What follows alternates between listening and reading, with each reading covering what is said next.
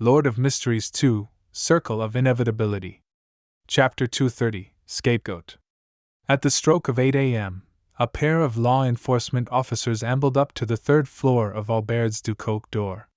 One meticulously examined the lifeless body, the suicide note, and the surroundings, while the other commenced interrogating the neighboring tenants.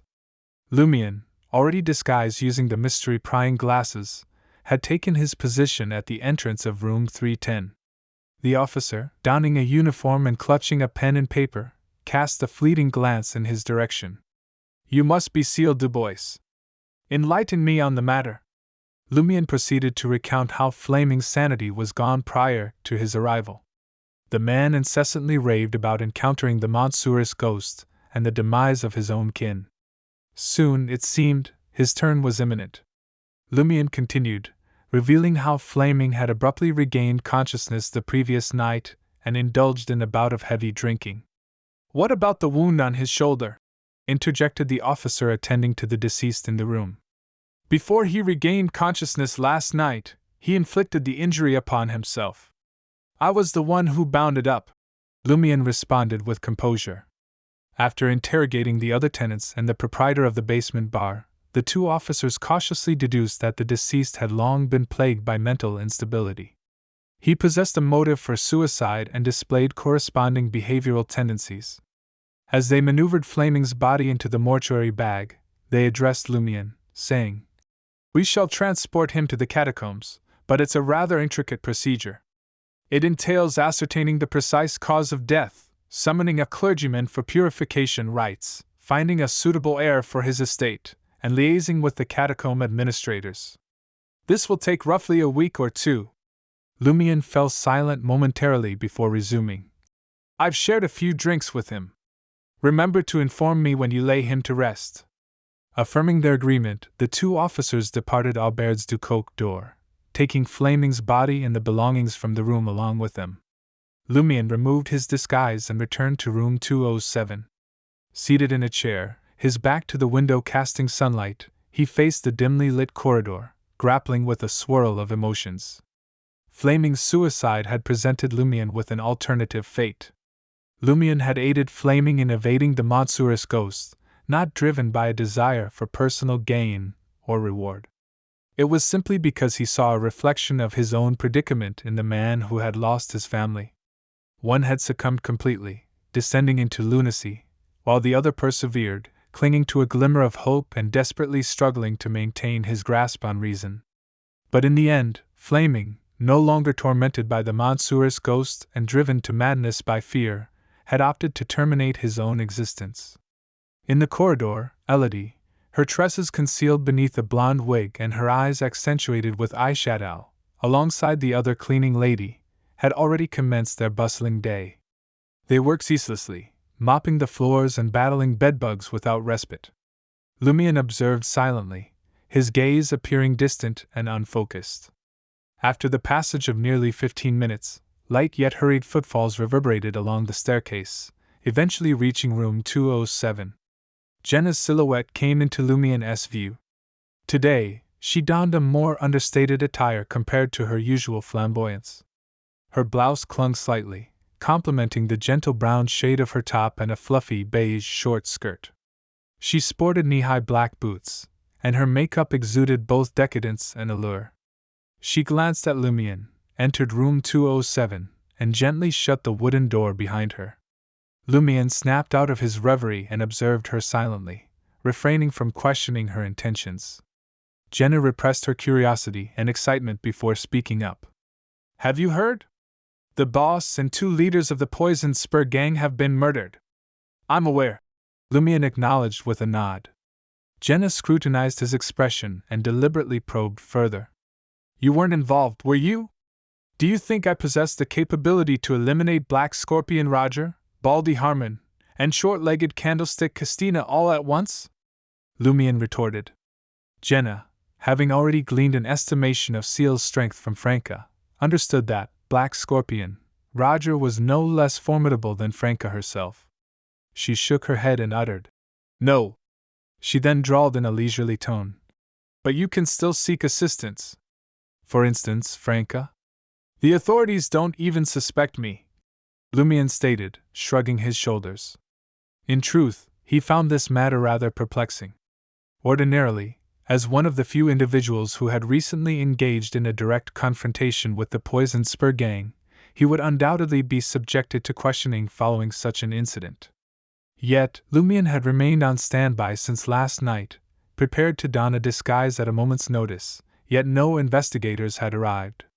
Just then, hurried footsteps echoed from the staircase. Knock, knock, knock. Knocks resounded against the door of room 207. Charlie? Lumian's gaze fixated on the door as he beckoned. Come in. It's not locked. The visitor who stood before them was none other than Charlie. Clad in a crisp white shirt, a light-colored vest, and a formal black suit, he exuded an air of dignity.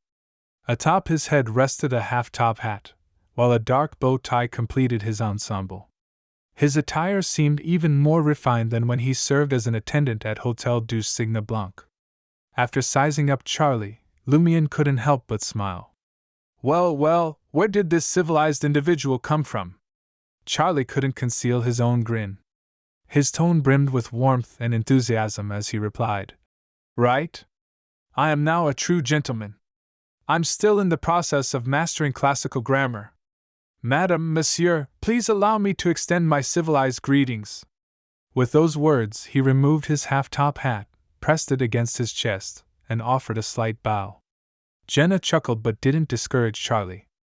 Lumian clicked his tongue and remarked, To be frank, you're more like a monkey playing dress-up in civilized clothing. Charlie remained unaffected, his joy unwavering. I've only just begun my studies. In a month's time, you'll witness an entirely different version of me.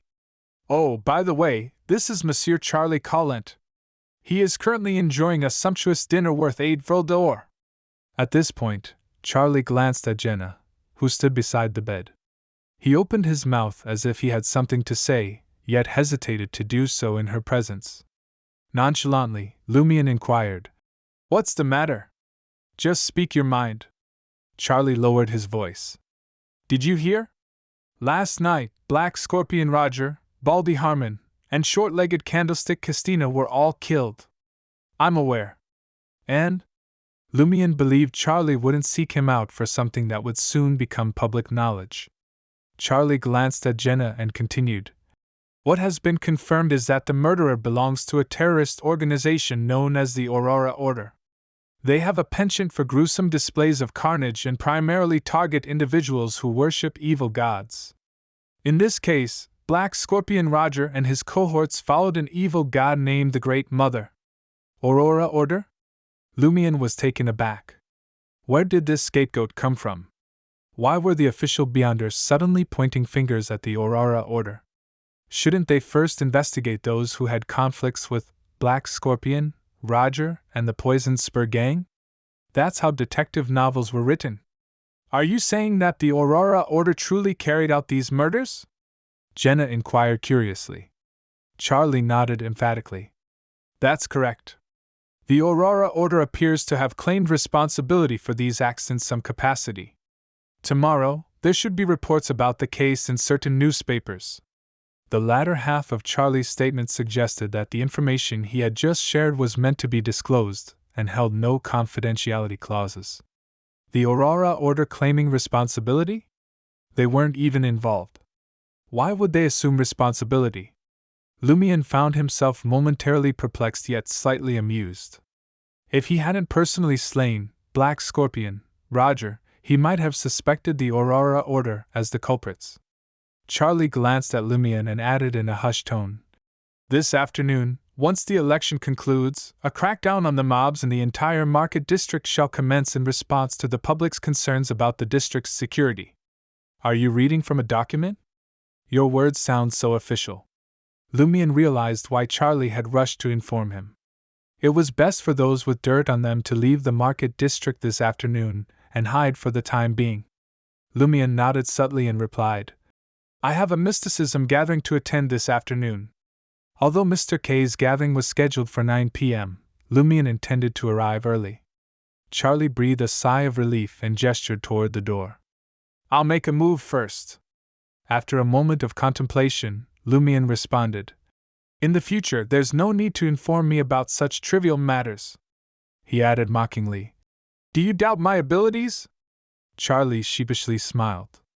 "It's my first time, so I couldn't help but feel a bit emotional. Don't worry, unless it truly concerns you, I won't drop any more hints." As Lumion watched Charlie depart, Jenna clicked her tongue and sighed. "He's turned into your spy among the official Beyonders. I'd prefer it if he wasn't," Lumion mumbled, pursing his lips. "He's just an imbecile, bound to mess things up." Jenna scoffed and waved her hand. "I'm going to find Franca. Are you planning to share the information Charlie gave us with the others?" Lumion shook his head. "If everyone flees, the official Beyonders will undoubtedly investigate any leaks. That imbecile won't be able to escape. Besides, some people deserve to end up in jail. And you don't?" Jenna criticized as she left room 207 and stepped into the corridor. At that moment, the two cleaning ladies had already reached the staircase. Jenna hurried over, her gaze sweeping across the cleaning lady named Elodie, who wore a blonde wig. Suddenly, Jenna's expression froze, and she swiftly turned around, heading back to room 207. Lumion, who was about to leave, found it peculiar.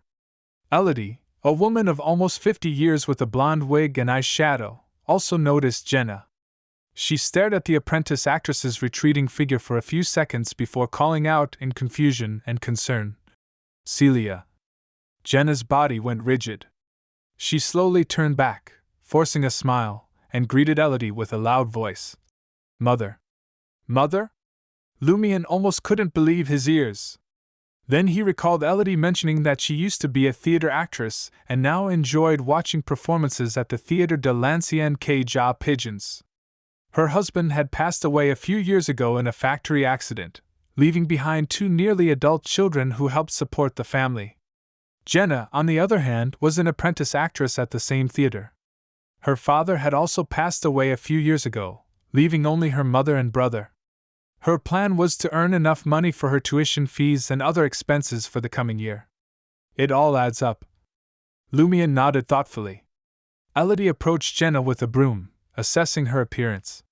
"Why are you here? And what kind of makeup is that?"